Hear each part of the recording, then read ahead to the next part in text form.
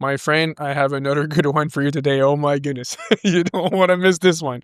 I'm going to show you a paper coming from the IMF. That is the International Monetary Fund, one of the most powerful institutions in the world. They are a lender of last resort. They bail out countries and then they impose all these crazy things on this country. They privatize all of their resources and so on. It's a very long story, but my goodness, you cannot even imagine how powerful the IMF is and what they're all about. This is a paper coming from the IMF that's going to discuss on how to fix this cross-border mess. So it's a study and they're looking into how we can fix the correspondent banking system. It's a big mess. How do we fix it? How do we address it? And what actions do we need to take to fix this? And literally everything they describe in this paper on what needs to be done to fix the correspondent banking system, Ripple does all of these things to the T. So Ripple fixes every single issue that is mentioned in this paper. And if you've watched my other videos, I've explained to you guys that literally Ripple was created technically by the IMF. They're backed by the central bankers and the IMF to fix the global liquidity crisis and many things that they are doing via Ripple. So you do not want to miss this video. My goodness, guys, you really want to watch this one. This is crazy because this is 2016. This is just before RippleNet started. Wait till I show you this. Oh my goodness, I'm excited about this one. Hey, my friend, whether you're a day trader or hodler, I've got a game changer for you. BTCC Exchange, founded in 2011, is the world's longest running crypto platform with 0 hacks and licenses in many countries. No KYC or VPN needed, and signing up is fast. For whales or pro traders, it's a dream. Top 5 on CoinMarketCap, unmatched liquidity, low fees, plus 250x leverage. Copy trading lets newbies make $100, $200, even $500 per day, just by copying another trader and he does the trading for you.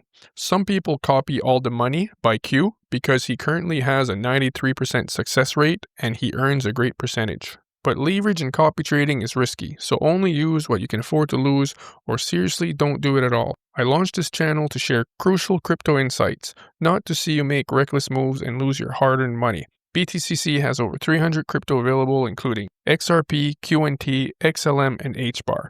Use my referral link on the screen, in the description, or in the pinned comment for up to $10,000 USDT rewards, up to 50% off fees, and VIP perks. Never keep all your crypto on exchanges. Use reputable hardware wallets. Links below. Now let's get back to the video. All right. So my friends, before we get started though, please like and subscribe. It really helps the channel. It means the world to me. Let's get into it, guys. So the paper is coming here. It's the IMF website, imf.org. The withdrawal of correspondent banking relationships, a case for policy action. So they're saying we need to take action here. How do we fix the corresponding banking system? This paper focuses on the withdrawal of corresponding banking relationships in some jurisdiction post-global financial crisis. It describes existing evidence and consequences of the withdrawal of corresponding banking relationships. So right now, to send a payment cross-border, internationally, the payment needs to go through different banks. That's what they call corresponding banking relationships. It goes from one bank to the other and it finally reaches its destination.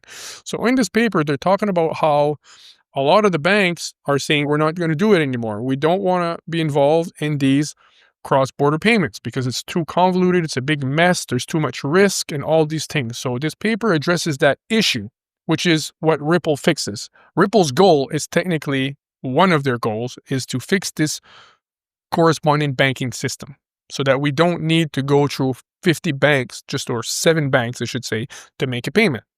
So this is what the paper is about. And we'll read right here, the withdrawal of corresponding banking relationships, a case for policy action. So this is the paper. I downloaded the PDF here off the IMF website, and this is the paper.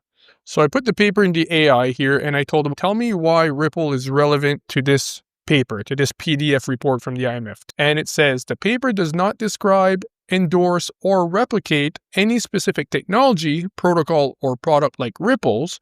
It focuses on diagnosing the problems in the legacy banking system.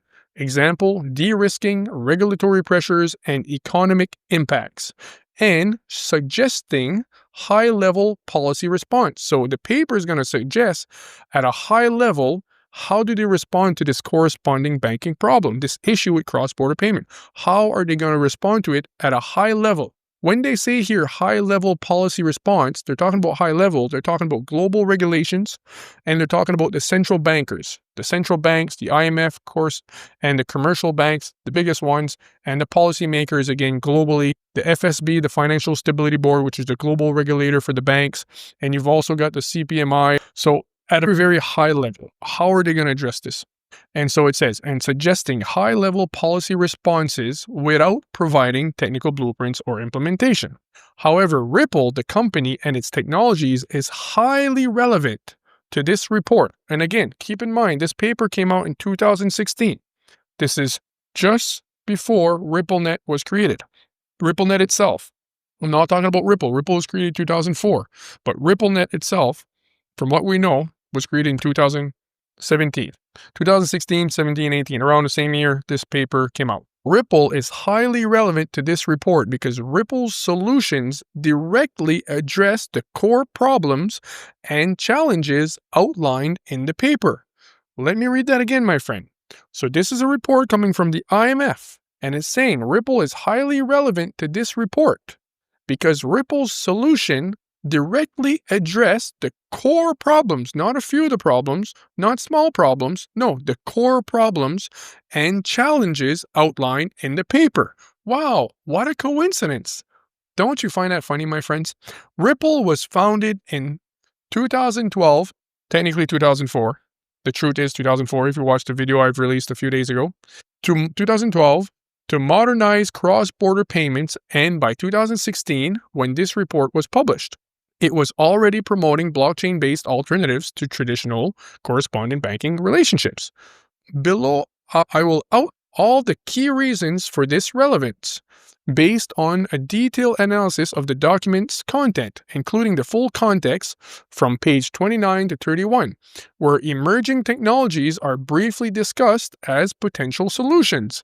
So this paper outlines all the issues right now in the cross-border payment system, and Ripple fixes all of these issues. Every single issue, Ripple fixes. And on top of that, this paper talks about potential new technologies that could fix this. And they're talking about these emerging technologies like DLT that are a potential solution. Of course, they're going to say potential. If you've been watching my material, my content before, I've been telling you, they always talk as if there's potential for DLT. Maybe this could work. It's no maybe, could, would, no. This has been planned for years and it's happening, but they're always talking as hypothetical, as if nothing's sure. They're just testing. This is complete BS. They're 20 years ahead of what they're telling you in all of their paperwork because they know we're going to be researching and we're going to be producing content and we're going to be trying to tell the world what the heck's going on. So that's why they're always talking as if it's conceptual, as if this is not a guaranteed thing, but it is a guaranteed thing. Oh, before I forget, my goodness, none of this is financial advice. I'm not a financial advisor. This is for entertainment purposes only. I forgot to give that disclaimer. Let's read this again here. So, based on a detailed analysis of the document's content, including the full context from page 2931, where emerging technologies are briefly discussed as potential solutions, these connections stem from the paper's emphasis on inefficiencies in correspondent banking, which Ripple explicitly targets. So, number one, the paper highlights problems in traditional corresponding banking that Ripple's technology solves. Withdrawal of corresponding banking relationships and financial exclusion. The report details how global banks, especially from the US, UK, and Europe, are terminating corresponding banking relationships with smaller banks in regions like the Caribbean, Pacific Islands, so on and so forth. This leads to pressure on corresponding banking relationships, disrupting access to international payments and risking financial exclusion for entire jurisdictions or customer groups. Ripple's relevance. Ripple's global payment network and the XRP Ledger provide an alternative to correspondent banks by enabling direct peer-to-peer cross-border settlements without relying on intermediary correspondent banks. This reduces dependency on traditional correspondent banks, mitigating de-risking risk. Ripple's on-demand liquidity feature uses XRP as a bridge currency for instant liquidity, allowing banks and payment providers to bypass pre-funded nostro-vostro accounts. A key pain points in corresponding banking relationships. Ripple fixes the impacts on remittances and trade finance. Remittances. and trade finance are heavily affected with higher costs, delays, and closures of money value transfers, so on and so forth. Okay, relevance. Ripple's relevance. Ripple specializes in low-cost, real-time remittances and trade finance. RippleNet connects banks, payments providers. So again, it just tells you exactly what Ripple is fixing. It's telling you how Ripple addresses one of the issues mentioned in this paper. Then we're going to go to number 2. Clearly, Ripple, like I said, addresses all of the issues, but I'm just going one by one here. So number 2, the paper calls for innovative alternatives, explicitly mentioning technologies like Ripple. Interesting. Blockchain and distributed ledger technology as solutions. On page 30, paragraph 38, the report explicitly references innovative money transfer startups. Let me repeat that again, my friend. The report explicitly references innovative money transfer startups using virtual currencies and the blockchain distributed ledger technology for international payments. This is exactly what Ripple does. It's an innovative money transfer startup. It uses virtual currencies and the blockchain distributed ledger technology, and it does it for international payments. This is Ripple right here. And this paper describes Ripple to the T as a solution for this big mess.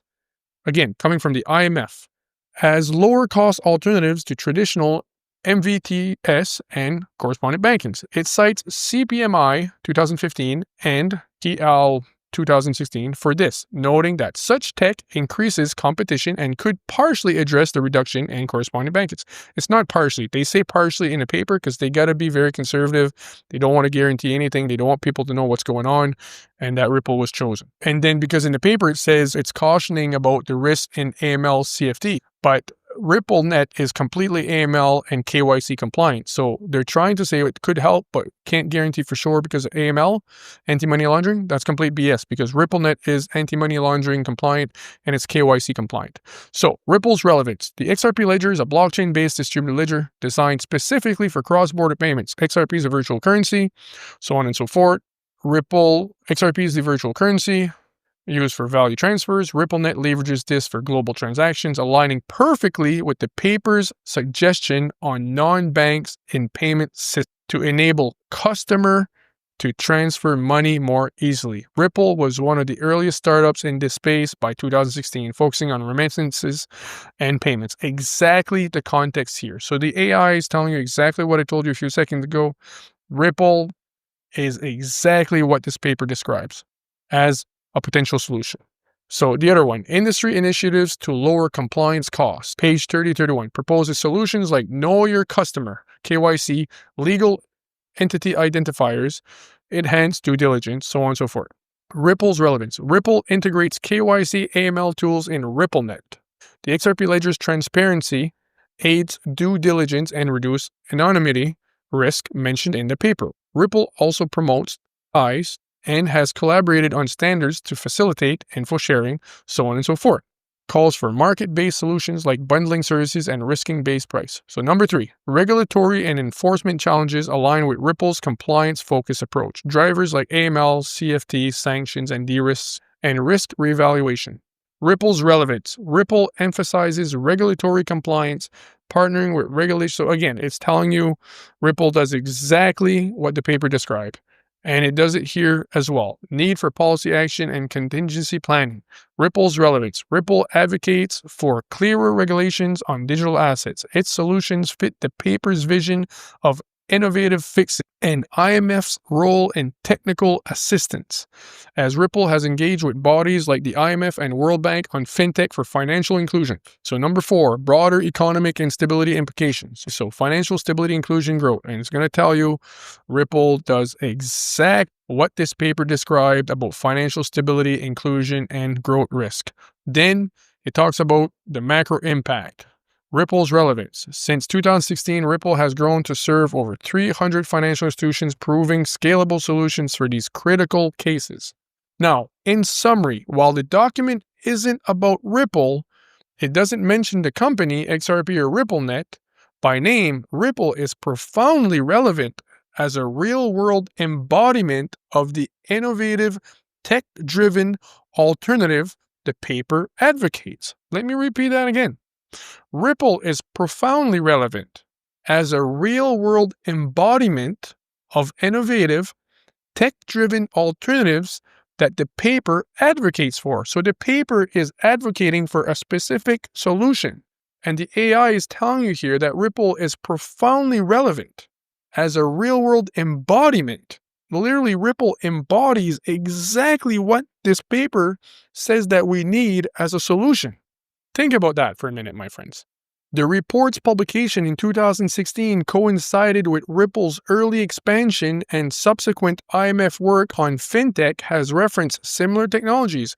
If you're seeing identity due to the thematic overlap, it's because Ripple was built to fix the exact issues described. Let me show you a paper here. Many of you, not a paper, but a post, a picture.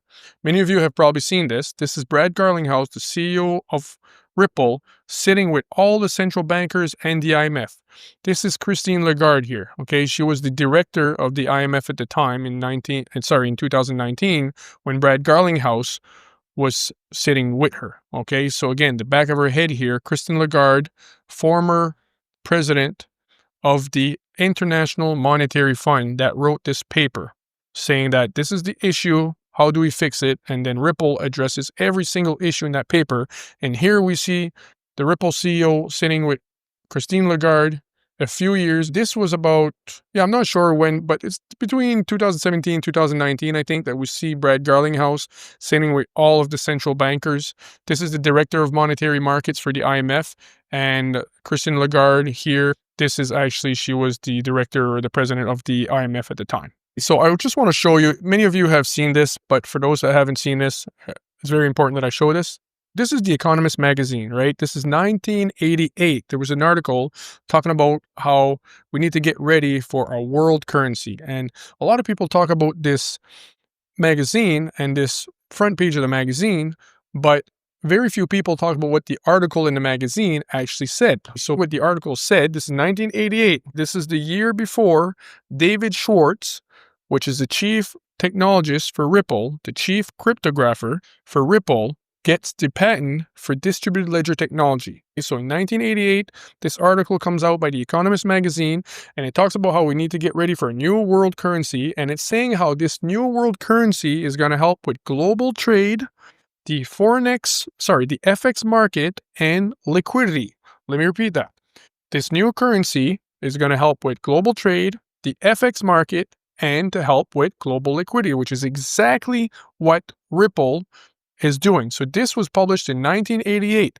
Now, the article also argued that this new currency would best be managed by the IMF, and it argued how the IMF, since the IMF had created the special drawing right, they had experience with neutral bridge currencies, so the IMF would be the best institution to manage this new global reserve currency, or this new world currency that would help with global trade, FX, and liquidity. Exactly what Ripple does. So again, just keep in mind that in 1988, this article was talking about the IMF managing this new currency, because a lot of people talk about this new world currency and this magazine, but they never tell you this article was talking about the IMF managing this new world currency. So I just want to point that out. And this is the year before, like I said, David Schwartz, the chief cryptographer of Ripple, gets the patent for distributed computer systems. If you Google search David Schwartz Bitcoin patent, you'll find a patent that was awarded to him for distributed computer systems in 1989. He submitted for the patent in 1988. He got the patent in 1989. Isn't that interesting? So now I'm going to show you a clip of one of my other videos where I show Tobias, what's his name now? Tobias Adrian with the IMF. So he was a high-level policy roundtable, and he's the financial counselor and the director of the monetary and capital markets for the IMF. It doesn't get higher than this guy, pretty much. One of the top guys at the IMF. And he talks about the XC platform that IMF has created. Think about that for a minute. It's called the XC platform. X for XRP, maybe C for CBDC, or X can also mean neutral. X is like a neutral bridge currency. This is the XC platform, and he's going to describe what the XC platform is. I'm going to put in the AI, and I'm going to show you how the XC platform from the IMF is absolutely identical to XRP. So let's watch this for a minute. So right here, This is the speech he gave, I think it was 2023, talking about exploring cross-border and domestic payment and contracting platforms. Speech by Tobias Adrian. Let's just scroll down here. It talks about the future of cross-border payments. And then you scroll a bit lower, it talks about the framework of the XC platform. And then it talks about the settlement layer, programming layer, information management layer, and the governance platforms for CBDC.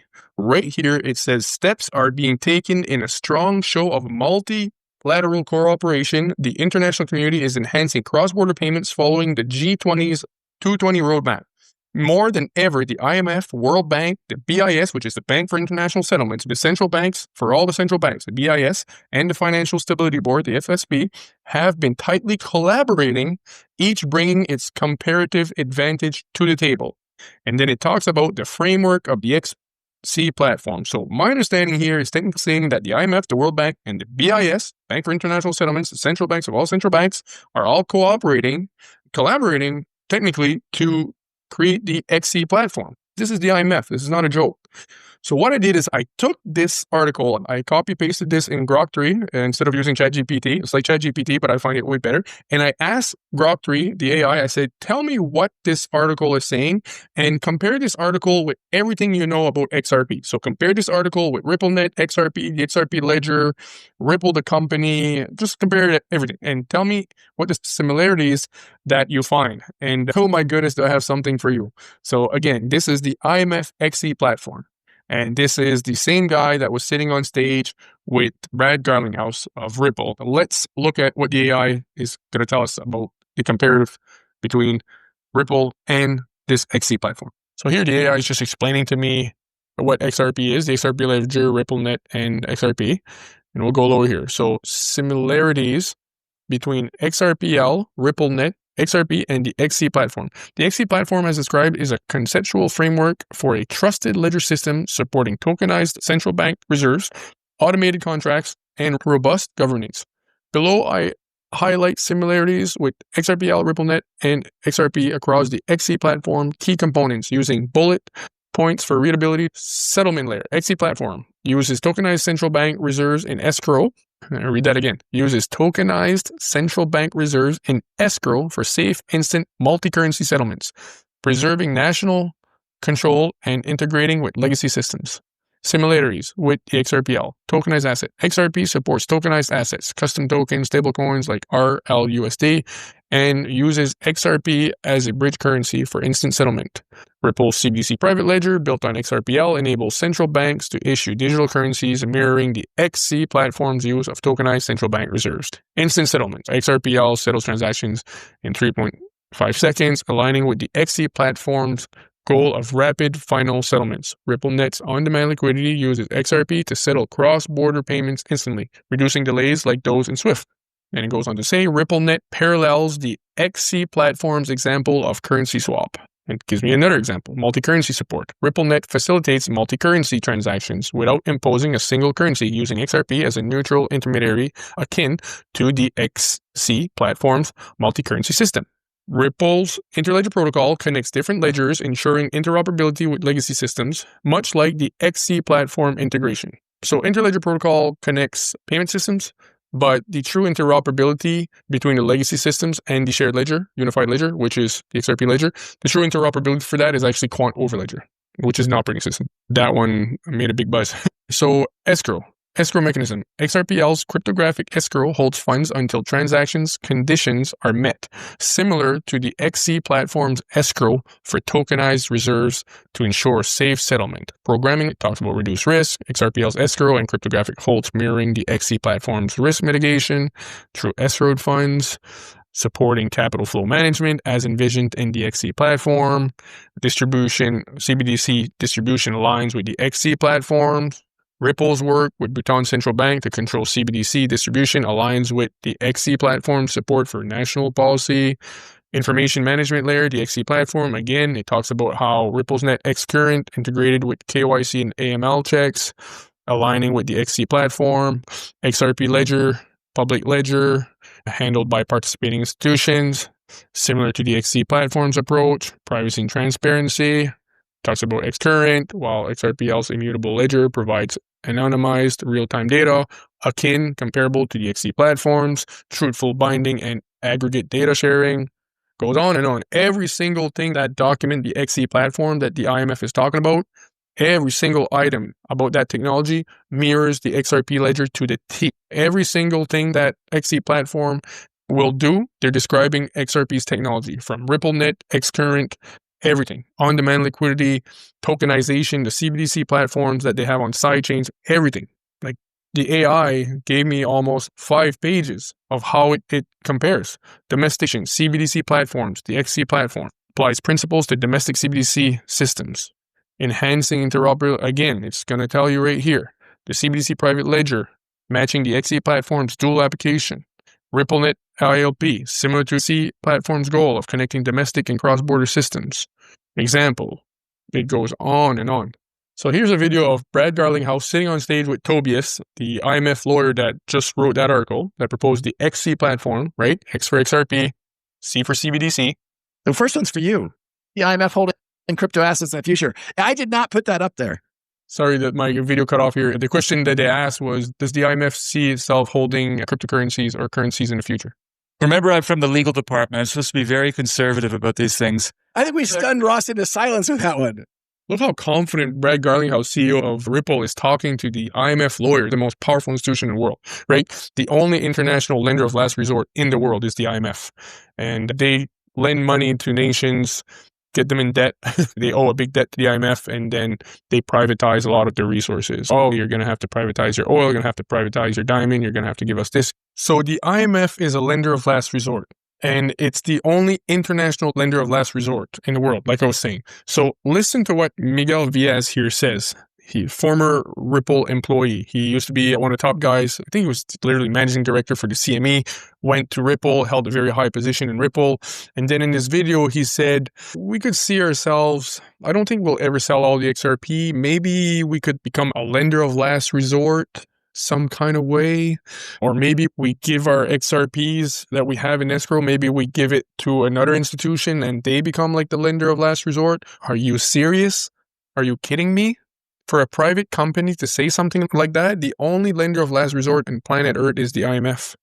For a private company to say something like that and for them not to be wiped out from the face of the earth, definitely this is not a regular private company acting on their own behalf.